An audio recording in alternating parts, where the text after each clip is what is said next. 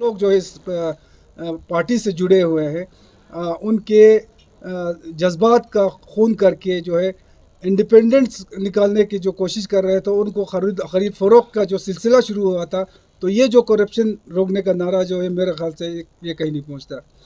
तो इंशाल्लाह हमें उम्मीद है कि अब तो ऑनरेबल कोर्ट ने भी ऑर्डर दिया है, तो आने वाले कल एक दो दिन में हमारे सिंबल जो है हमें अलॉट हो जाएगा।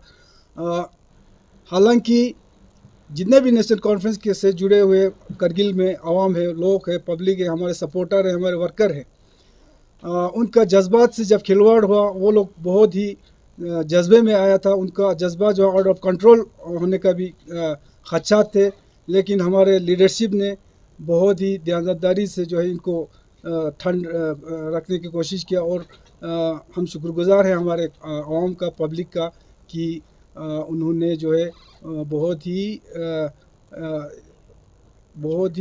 मेचोरिटी दिखाते हुए जो है इसका इंतज़ार किया कोर्ट का, कोर्ट का, और आखिरकार हमारे हक़ में आ गया।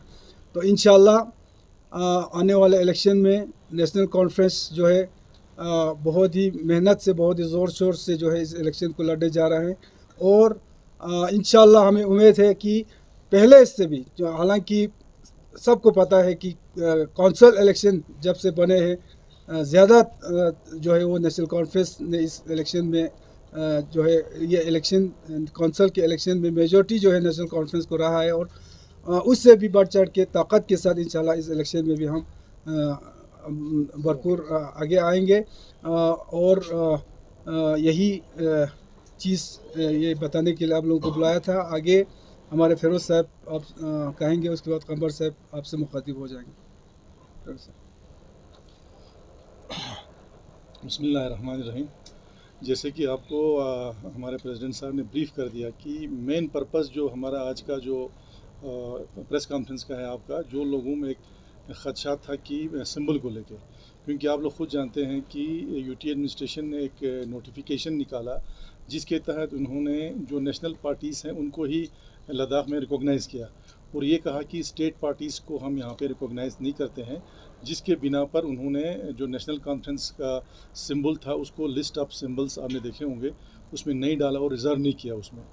तो उसके बाद हाजी साहब ने भी अभी कहा कि जो भी लोग आपको ख़ुद पता है कि यहाँ पे जो अवाम है करगिल में, वो जो हैं बिल्कुल ज़मीनी सतह पे इस पार्टी से इतने सालों से जुड़े हुए हैं।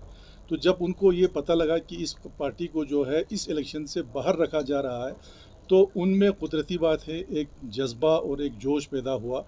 तो लेकिन हमने, हमारे लीडरशिप ने उनको ये समझाया कि ये सड़कों पे आके फ़ाइट करने वाली बात नहीं, इसको हमें कानूनन लड़ना पड़ेगा, क्योंकि हमें यकीन था कि इसमें कानूनन जो है हमारी जीत होगी, क्योंकि इसमें बहुत सारे प्रोविज़न्स थे। उन प्रोविज़न्स के होते हुए भी जो है इन्होंने उसको इसमें इंक्लूड नहीं किया था।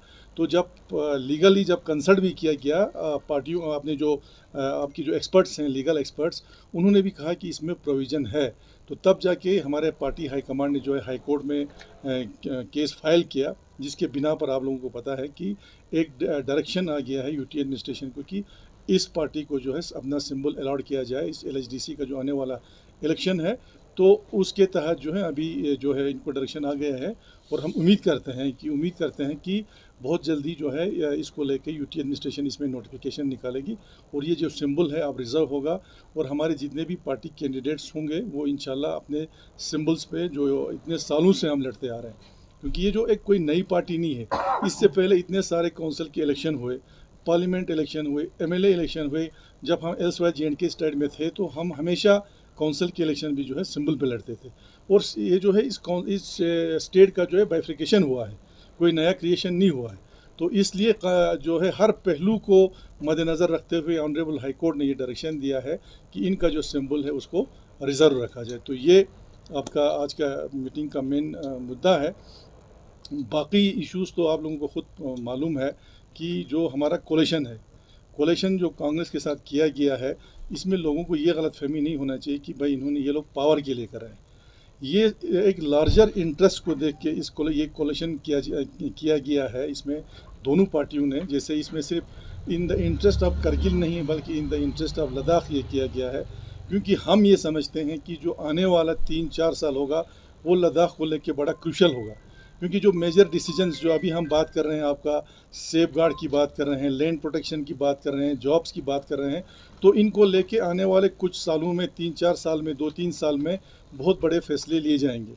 तो इसलिए हम ये समझते हैं कि लाइक माइंडेड पार्टी साथ में आके अपने इंटरेस्ट को, अपने डिस्ट्रिक्ट के, अपने अवाम के इंटरेस्ट को, इंटरेस्ट के लिए हमने ये किया है, ताकि उसका जो हमारी जो आइडेंटिटी है उसको हम किस तरह से बचाएं। तो ये मुद्दा जो है कोalition का एक लार्जर जो है वो इंटरेस्ट यही है। अदरवाइज़ आप लोग खुद देखते हैं कि ये दोनों मेन राइवल पार्टीज़ थे, नेशनल कॉन्फ्रेंस और कांग्रेस ही हमेशा यही दो पार्टीज़ होता था। लेकिन हालात को देखने के बाद दोनों पार्टियों की लीडरशिप ने ये फैसला लिया है कि आने वाले जो काउंसिल इलेक्शन है ये हम लोग प्री पोल भी करेंगे और पोस्ट पोल भी करेंगे। तो ये डिसीजन आप लोगों को पता है। तो मेनली यही चीज़ें हैं। उसके बाद कमर साहब अगर कुछ कहना चाहें या कोई क्वेश्चन अगर आपका होगा तो इसमें एक चीज़ और कहना भूल गया। हमें सबसे बड़ी अफसोस की बात ये हुई कि जिस तरह से ये यूटी एडमिनिस्ट्रेशन ने हमारे खिलाफ ये किया, ये हमें लगा ये सिर्फ और सिर्फ नेशनल कॉन्फ्रेंस को बाहर रखने के लिए ये किया गया, क्योंकि 2020 में आप सबको मालूम है लेह में कौंसल इलेक्शन हुआ। उस वक़्त आम आदमी पार्टी कोई नेशनल पार्टी नहीं थे। आप सबको पता है नेशनल पार्टी बने हुए उसको अभी 2 महीना हो गया। आम आदमी पार्टी ने लेह में 16 कॉन्स्टिट्यूंसीज पे जो है हमने कैंडिडेट उतारे। जितना नहीं जितना वो एक अलग मसला है, लेकिन उनको सिंबल रिजर्व हुआ, सिंबल अलाउड हुआ और उनकी सिंबल पे ही उन्होंने लेह में ये इलेक्शन लड़ा। और करगिल में नेशनल कॉन्फ्रेंस को इससे बाहर रखने के लिए इतना कुछ कर रहा है यूटी एडमिनिस्ट्रेशन, पूरा अपना ताकत लगा रहा है। ये हमारे समाज से बाहर है। ये डेमोक्रेसी और लोकतंत्र का ये गला घोटना है। और कश्मीर जैसे, ये मणिपुर जैसे जो हालात पैदा होता है ये इन्हीं चीज़ों से तो पैदा होती है। आप हिस्ट्री खोल के आप पढ़िए, देखिए ऐसे हालात कहाँ से पैदा होते हैं, इन्हीं चीज़ों से। अभी तो शुक्र है हमारे लीडरशिप है बहुत ही ध्यानदार, और करगिल के अवाम अमन पसंद अवाम है, लिहाजा हमारे लीडरशिप के कहने पर अमन से बहुत ही तामुल से इन्होंने ये लिया। तो ये बहुत ही अफसोस की बात है। बिस्मिल्लाहिर्रहमानिर्रहीम। शायद मेरे ख्याल में ज़ोर ज़्यादा कहने की ज़रूरत नहीं है कि जो भी कौंसिल के इलेक्शंस होते थे, जो भी, वो लोकल एडमिनिस्ट्रेशन ही डील करते थे। लोकल एडमिनिस्ट्रेशन की तरफ से तमाम इंतज़ाम, तमाम असेंबली, जो भी कुछ होगा वो इसमें चीफ इलेक्शन कमीशन का कोई वाबस्ता ही होती नहीं आज तक की। रिकॉर्ड बिल्कुल रिकॉर्ड यही है। और हम लोगों ने जो 2 महीना पहले जो हमने अप्रोच किया चीफ इलेक्शन कमीशन को कि इस तरह का कोई बात आ रही, तो फिर उन्होंने यही कहा कि मैं ख़ुद ये दिल्ली गया था, उन्होंने यही कहा कि ये होली एंड सोली जो है ये डील करेंगे लोकल एडमिनिस्ट्रेशन। जो लोकल बॉडीज़ के इलेक्शन होते हैं वो लोकल एडमिनिस्ट्रेशन ही डील करते हैं, यानी यूटी एडमिनिस्ट्रेशन। तो हम लोग फिर यहाँ पे आके जो है यहाँ डीसी को रिप्रेजेंटेशन दिया। डीसी ने जो है फाइल भेजी वहाँ पे, यानी सीओ को, चीफ इलेक्टोरल ऑफिसर जो हमारे नए आए थे लद्दाख में, जो उसको हमने फिर फाइल भेजे डीसी साहब ने, यहाँ के डीसी साहब ने। तो वहाँ पे उन्होंने भी रिकमेंड किया और उन्होंने लॉ डिपार्टमेंट से जो है कंसल्ट किया। लॉ डिपार्टमेंट हमारा पॉजिटिव रिपोर्ट है, पॉजिटिव रिपोर्ट, जैसे आप देख लिया, रिकॉर्ड भी हमारे पास होगा। यहाँ पे लॉ डिपार्टमेंट आपको पॉजिटिव रिपोर्ट है कि हाँ आप यहाँ पे लोकली जो है इसको असेंबल इशू कर सकते हैं, नो प्रॉब्लम। क्या जो है ना, क्योंकि ये जो पार्टी जो रजिस्टर्ड है हमारा नेशनल कांग्रेस जो है, इनके नेशनल कांग्रेस पार्टी जो रजिस्टर्ड है चीफ इलेक्शन के पास जो है, इलेक्शन कमीशन के पास जो है, हमारी पार्टी जो ये एक रजिस्टर्ड पार्टी है। और रजिस्टर्ड पार्टी जो होता है यहाँ पे लोकल जो बॉडीज़ का इलेक्शन होता है वहाँ पे आपके लोकल एडमिनिस्ट्रेशन ही डील करते हैं और वहाँ पे चीफ इलेक्शन कमीशन की कोई मुदाखलत होती नहीं है। जहाँ तक आपके असेंबली इलेक्शन होते हैं या आपके MP इलेक्शन होते हैं वहाँ पे चीफ इलेक्शन कमीशन जो आपको सिंबल जो अलॉट करते हैं, ये फैक्ट। और आज तक जितने भी हमारे यानी कौंसिल के इलेक्शन से उन्होंने लोकल एडमिनिस्ट्रेशन ही सबको आपका डील किया और सब चीज़ इंतजाम जो है उनकी तरफ से हुआ, कोई चीफ इलेक्शन का मुदाखलत हुआ नहीं।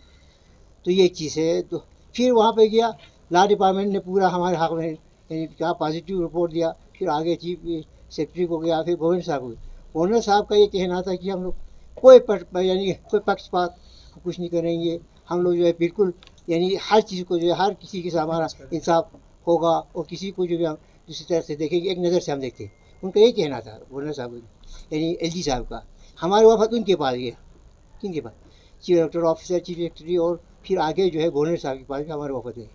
हमारे सी साहब थे हमारे जो है यहाँ पे जो एक हमारे प्रेसिडेंट है या हमारे वाइस प्रेसिडेंट, बहुत सारे हमारे सेक्रेटरी वगैरह सब चले गए वहाँ पे जाके। उन्होंने कहा कि हम लोग आपको बिल्कुल ही कोई गलत चीज़ होना नहीं देगा, और हम लोग इंसाफ का ये इंसाफ का जो भी इंसाफ होगा, जो भी सही होगा, जो भी सही काम होगा वो हम करके आपको दे देंगे, कोई गलत हमसे नहीं होगा। लेकिन बदकिस्मती की बात है, जब ये जो नोटिफिकेशन जारी हो गया उसमें हमारे तंजीम का कोई नाम था नहीं, तो हमें बड़ा मतलब ये शौक जिस तरह से हो गया कि गवर्नर साहब जो है कहने और करने उनकी बात पे जो है वो हमें अलग तरीके का एक रिजल्ट आ गया। ये कहा कुछ करा कुछ, किसके प्रेशर में आया, किसने किस तरह से किया, क्योंकि ये आपको मालूम है पहले ही तो 3 महीने पहले जो है गश्त कर रहे थे, ये आवाज़ जो है, हाँ जी जैसे कहा मैंडेट ये कि इनको संबूल मिलने वाला नहीं है। हमारे अपने मैंने जो हमारे लोकल लोग जो था वो इसको प्रोपेगेंडा के तौर पे चला रहे थे कि नेशनल कॉन्फ्रेंस को आप सिंबल नहीं मिलेगा, या ये ख़त्म किया काम से किया, चीज़ें जो है कह रहे थे। और वो कहता है कोई मिलने वाला, MP खुद ने कहा कि इनको मिलने वाला नहीं है, ये कितने दफ़ा उसने कहा, और हमारे लोकल लीडर्स ने भी ये कहा कि मिलने वाला नहीं है। तो ये चीज़ जो है शायद मेरे ख्याल में आगे जो इन्होंने कोई उस तरीका एक सोचा होगा कि जैसे कांग्रेस को जो है हम सिंबल से बाहर रखेंगे, इनको पता नहीं हमें इलेक्शन लड़ने की, जब क्योंकि श्रीनगर में कश्मीर में जो है इलेक्शन लड़ने के लिए तैयार नहीं हो रहे थे, तो उनको जो तैयार किया जाना होता है, और आपकी पार्टी जो भी आएगा यानी जमहूरी निज़ाम की ताजूब को इजाज़त दिया। और हमें जो है जिस तरह हमारा रजिस्टर्ड पार्टी था, और हम लोग जो है काफ़ी मतलब एक रजिस्टर्ड पार्टी और एक मेच्योर पार्टी और एक अवामी साख वाली पार्टी, अवामी जिन्होंने पूरा लद्दाख में 2-3 MP हमारे जीत के दिया, जिसने MLA से हमारे बहुत सारे जीत किया, जो इतने साल से जो है हम कौंसल पे मतलब यहाँ पे हुकूमत कर रहे हैं, उसको बाहर रखना ये क्या जमहूरी निज़ाम का तकाजा है? क्या जमहूरी निज़ाम इसको इजाज़त देता है? नहीं, बिल्कुल नहीं देता, इजाज़त नहीं होगी। और ये पार्टी के कहने पे, एक पार्टी के प्रेशर पे मुझे ये सब चीज़ें जो शिकायत मैं कर रहा हूँ वो LG साहब से मैं कर रहा हूँ, बिल्कुल डायरेक्टली उनसे कर क्या मुखातिब हूँ यहाँ पे। LG साहब अगर आप कहना कुछ हो करना कुछ हो, मुझे बहुत बिल्कुल एतमाद हो रही है, क्योंकि आपने कहा कुछ किया कुछ, ये दो जो दोगलीबाजी जो है ये अपनाना नहीं चाहिए। आपको जो है साफ तौर पे जब आप इतने प्रेशर में आ गए तो आप क्यों कह रहे हैं कि मैं बिल्कुल फ्री हूँ, मैं सब चीज़ कर सकता हूँ, मैं कुछ आप, मुझे ऐसा लगा कि आप एक पार्टी के प्रेशर में काम कर रहा है, इससे बाहर आ जाने की, इससे बाहर आके आप लोगों की जो जज्बात है, जो लोगों के एहतराम, जो लोगों को एहतराम करने की, जो लोगों की जज्बात का जो कदर करना चाहिए, आपको जो है हमेशा जो है लोगों की जज्बात किस तरह है क्या है, और जमहूरी निज़ाम को जो है आपको बहाल करने की कोशिश, ना कि बिल्कुल यहाँ एक पार्टी जो है आपको डिक्टेट करेगा उसी तरह चलेगा। This is too much, I think this too much. तो हमें यहाँ पे जमहूरी निज़ाम से अलग करना या हमें निज़ाम की तरह जो है हमें काम करवाना नहीं देना, ये अच्छी बात नहीं है। और वो भी पूरी तरह डिस्ट्रिक्ट कैबिनेट का सबसे बड़ी पार्टी जिसने इतनी हद तक जितनी देर तक हुकूमत की, आज जो हमारी हुकूमत चल रही, तो ये चीज़ें जो है मुझे अच्छा नहीं लगा। और अच्छी बात है, जो अच्छा काम करते तो मैं उनका अच्छा भी गिनता हूँ, जो गलत काम करते हैं हम उनकी गलती भी हम लोग जो है बाहर लाते हैं, लाना चाहिए।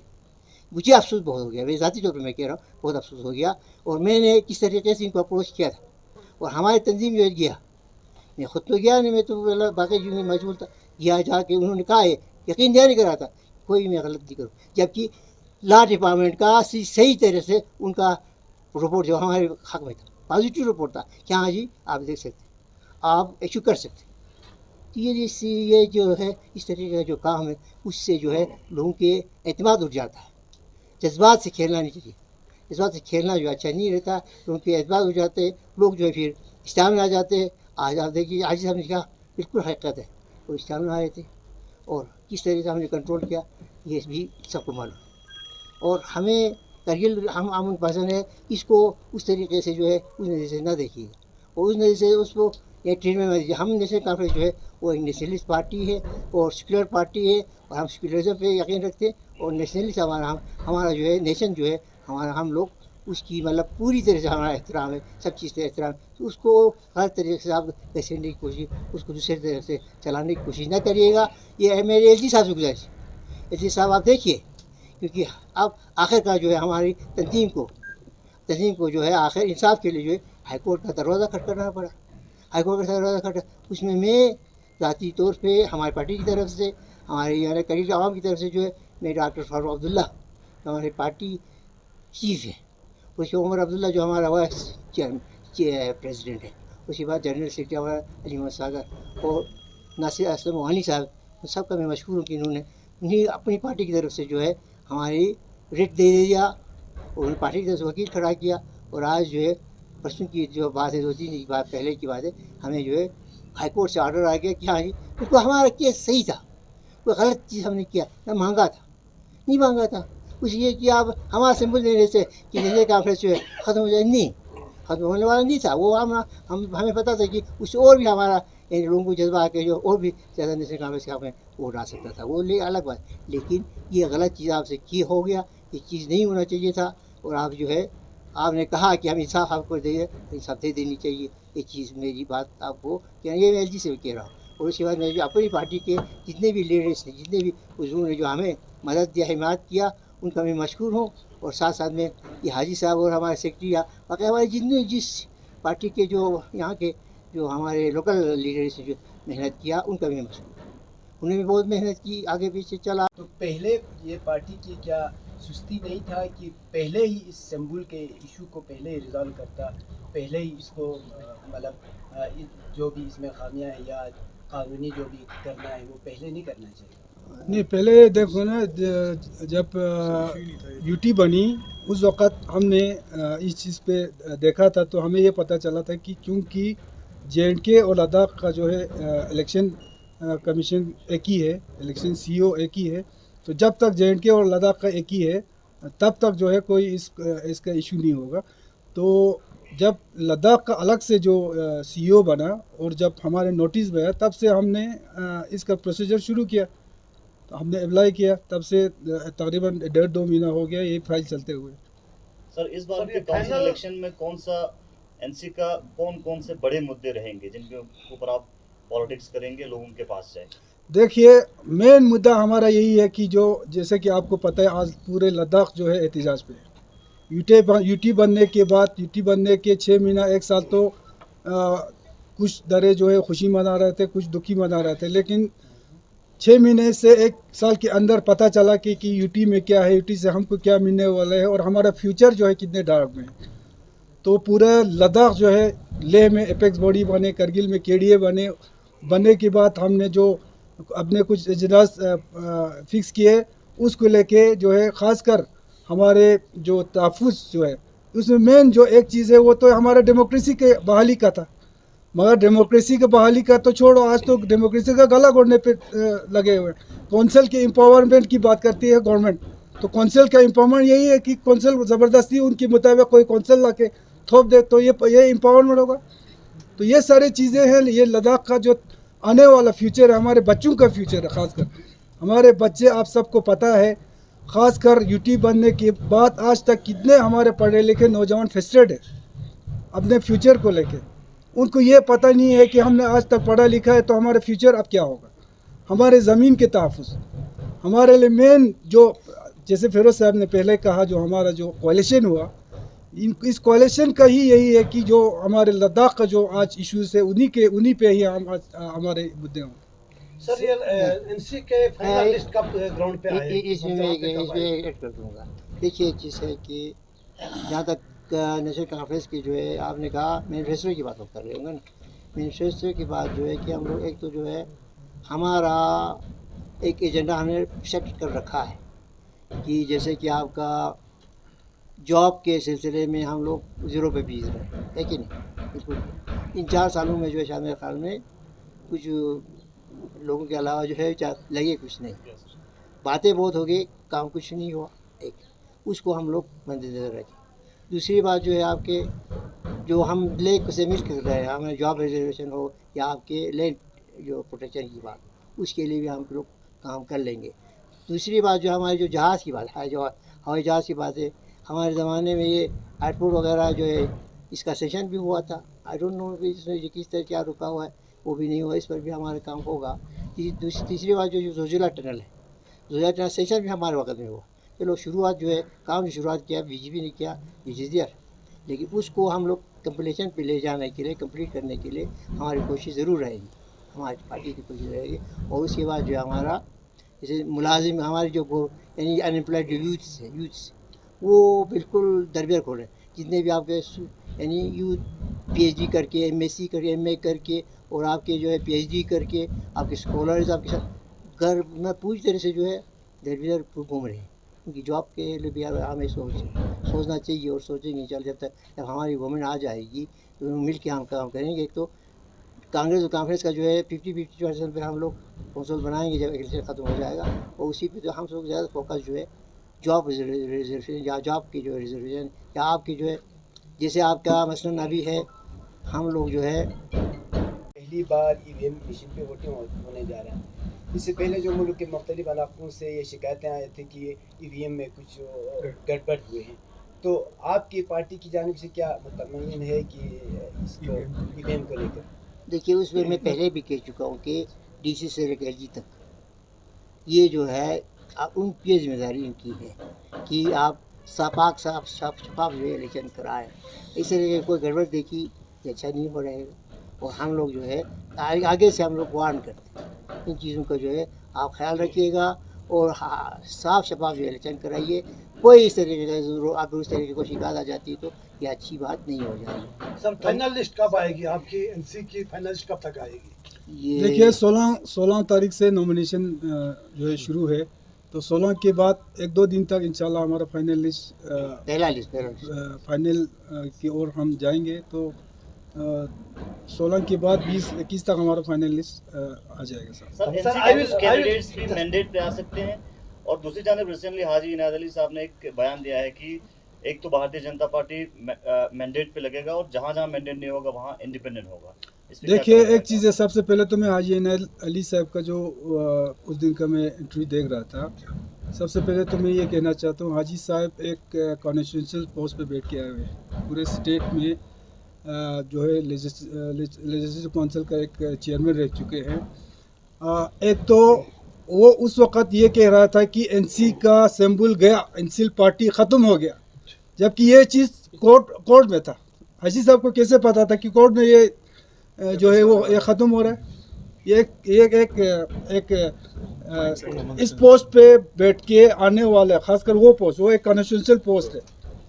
ये मैटर जो है ऑनरेबल कोर्ट के सामने है, और यहाँ पर हाजी साहब बोल रहा है NC साहब का, ये तो बिल्कुल UT एडमिनिस्ट्रेशन का या कोई पार्टी का, इवन इनका MP साहब के मुंह से तब तक अभी तक वो शब्द नहीं निकाल सकता, क्योंकि जब कोर्ट में है तो मैं कैसे कह सकता हूँ कि आपका ये हो रहा है।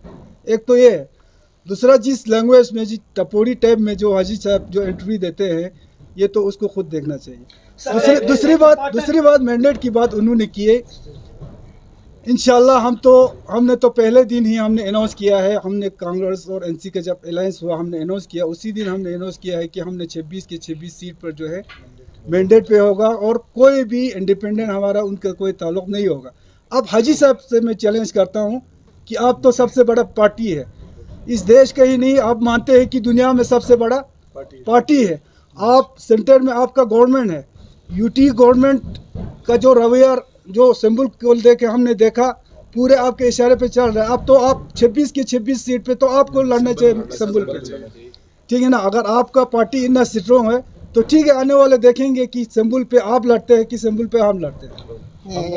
एक चीज़ में यहाँ पे एक सवाल ज़रूर करूँगा जो आपके अवनीम के बारे में, जैसे मेरा अकेला खुशी करना मेरा कभी भी मेरा रोना मैं करता हूँ, एक सवाल तो मैं ज़रूर करूँगा कि अगर आपके साथ पार्टी है, लोग हैं, करीब से लोग आवाम है, तो आपके जो जितने भी आपके कैंडिडेट साहब चुन रहे हैं तो वो आपके सिंबल पे लड़ने के लिए तैयार क्यों नहीं हो रहा? खुद तैयार क्यों नहीं हो रहा? आने वाले 1-2 दिन में पता चल जाएगा। मुझे लड़ना हो जाए तो मैं आज़ाद लड़ूंगा, ये क्यों तैयार हो? कमर साहब, एक रिलायबल सोर्स से पता चला कि NC में जो आपके इलाके के 2 काउंसिलर हैं, आगा अब्बास और हाजी गुलाम मोहम्मद, NC मैंडेट पे नहीं लड़ रहे हैं, आज़ाद इस बार लड़ रहे हैं। साहब आपके सामने है, वो हमारा पहला कैंडिडेट जो हमने जो है ना कल्याण से हमें मिला। देखो ये सारे प्रोपेगेंडे, ये जो है बीजेपी का प्रोपेगेंडा खत्म हो जाएगा आपको, क्योंकि उनका अपना मैंडेट लेने वाला कोई नहीं मिल रहा है। कैंडिडेट, अच्छे कैंडिडेट जो है उनको ये उनका मैंडेट लेने के तैयार नहीं है। तो ये प्रोपेगेंडे जो है, आप मीडिया हजरात है, जब से इलेक्शन का प्रोसीजर शुरू हुआ हमारे पार्टी की तरफ से, जब भी प्रेस कॉन्फ्रेंस हो, मीटिंग हो, आगा अब्बास साहब पेश जो है हमारे साथ खड़े हैं। तो ये तो आप लोगों को खुद देखना है और समझना चाहिए कि ये जो चीज़ें उड़ रही है कहाँ से उड़ रही है। ये जो मैंडेट हमारे सिंबल को बाहर रखने का जो कोशिश कर रहा था, ये भी इसी का एक प्रोसीजर है कि यहाँ करगिल में आपको सोर्स क्या आपको पता चला होगा, एक शख्स करगिल में और भी है जो करोड़ों रुपए की बातें करता है और मैं इंडिपेंडेंट निकलने के लिए आया हूँ और मेरे ख्याल से जहाँ से मेरा नॉलेज है वो आरएसएस का एक मेंबर है, ठीक है ना। और उस आदमी को वो आदमी भी ऐसी नहीं है, वो आदमी भी बीजेपी का एक प्लांटेड आदमी है, ठीक है ना। तो इंडिपेंडेंस यहाँ पर निकालने की कोशिश कर रहे हैं बीजेपी ताकि वो पैसा देके उनको खरीद सके। उनको इसकी सिवा उनको उम्मीद ही नहीं है कि करगिल से वो बीजेपी के नाम पे कोई सीट निकल के आए। इसीलिए तो नेशनल कॉन्फ्रेंस जो सबसे बड़ा करगिल का पार्टी उसको बाहर रखने के लिए, उसके सिंबल को बाहर रखने के लिए ये लोग कोशिश कर रहे हैं ताकि करगिल में हर जगह इंडिपेंडेंट हो, उनके अपने लोग भी इंडिपेंडेंट। वो तो हाजी इनायत ने खुद इकरार किया कि हम इंडिपेंडेंट निकालेंगे। तो इंडिपेंडेंट निकालने का मतलब क्या है, मैं एलजी साहब से पूछना चाहूँ। मतलब यही है ना कि उनको खरीद के जो है वो कौंसल बनाया जाए। हाजी साहब का मेरा एक मशवरा ज़रूर है, आप ऐसे करिएगा, आपके पास पूरी करगिल का अवाम है तो कोई कॉन्स्टिट्यूंसी चुन लीजिएगा और आप बीजेपी के सिंबल पे जो है इलेक्शन लड़िए, देखिए आ जाते हैं। और नेशनल कॉन्फ्रेंस को क्यों आप टारगेट बना रहे हैं, नेशनल कॉन्फ्रेंस क्यों आप बदनाम कर रहे हैं? आप बदनाम ना करिएगा, मैं गुजारिश करूँगा कोई कॉन्स्टिट्यूंसी चुन लीजिए और बीजेपी के टिकट पे जो है बीजेपी के जो है निजाम का सिंबल पे जो है इलेक्शन लड़िए, देखिए क्या होता है। सर फिर हमें सब चीज़ नजर सब समझ आ जाएगा। ये मेरी गुजारिश है। लास्ट क्वेश्चन जी it has been learned, I have learned that the MC Delhi have been given a decision. Nomination have no right. Arjun Khajwal के इलेक्शन में मैंने ये पढ़ा था कि उन्होंने नॉमिनेशन सुप्रीम कोर्ट ने रद्द कर दिया है। तो क्या वो यहाँ पे इम्प्लीमेंट होगा? बिल्कुल। देखिए सुप्रीम कोर्ट का डिसीजन है, उनको नॉमिनेशन जो है देश में लागू होता है। आपका क्वेश्चन क्या है? मेरा क्वेश्चन ये है कि एमसी इलेक्शन में जब ये दिल्ली जब नॉमिनेशन के लिए वोट का आया तो अर्जुन खजवाल जी ने सुप्रीम कोर्ट में अप्रोच किया था, तो वहाँ से वोट का हक नहीं दिया है नॉमिनेशन को, तो क्या वो यहाँ भी इम्प्लीमेंट हो जाएगा? देखिए, नॉमिनेशन का वोटिंग राइट की बात करें ना, नॉमिनेशन वोटिंग राइट में ऐसा है कि हमारे यहाँ भी अगर आप मेन एक्ट देखेंगे एलएचडीसी का मेन एक्ट में, वहाँ पे क्लियर का वर्ड आप लिखेंगे कि वोटिंग राइट जो है ओनली इलेक्टेड लिखा है वर्ड। उसके बाद फिर 2003-04 में इन्होंने एक एसआरओ निकाला, उस वक्त जेएंडके में जब पीडीपी की सरकार आई, मुजफ्फर बेग जो था वो लॉ मिनिस्टर था, उस वक्त उन्होंने एक अमेंड किया, एक ऑर्डर निकाला कि इलेक्टेड के बजाय उन्होंने लिखा काउंसलर, यानी कि नॉमिनेशन को भी उन्होंने वोटिंग राइट दिया। उसके बाद वो कोर्ट में भी दिया, बड़ा कंट्रोवर्शियल रहा। उसके बाद फिर कोर्ट का एक डिसीजन भी ये आया था कि भाई उनको कोई वोटिंग राइट नहीं है। उसके बाद 2018 में अगर आप देखेंगे, 2018 में हमारे एलएचडीसी एक फिर अमेंड हो गया। अमेंड होने के बाद उसमें भी उनको जो है वोटिंग राइट नहीं है। अब ये लोग उसमें क्या प्ले लेते हैं, वो बोलते हैं कि जो 2018 का जो एक्ट है, चूँकि 2 साल इसकी वैलिडिटी थी, नहीं हुआ तो ये लागू नहीं होगा, लिहाजा इनको वोटिंग राइट होगा। लेकिन उसमें एक हमारा ये सवाल है, 2018 का जो अमेंडमेंट है वो ऑलरेडी इम्प्लीमेंट हो चुका है, जिसके तहत ले में आज डिप्टी सीईसी जो है वो फंक्शन कर रहा है और डिप्टी सीईसी उसी अमेंडमेंट के तहत है। अगर वो अमेंडमेंट जो है लागू नहीं होता है तो डिप्टी सीईसी ले भी जो है वो कैसे चल रहा है, वो भी हमारा क्वेश्चन है। अपकमिंग इलेक्शन में क्या रहेगा? वेदर दे हैव राइट आपने सुप्रीम कोर्ट को बात पूछी है, बिल्कुल सही है कि सुप्रीम कोर्ट ने जो है जैसे आपका बीजेपी का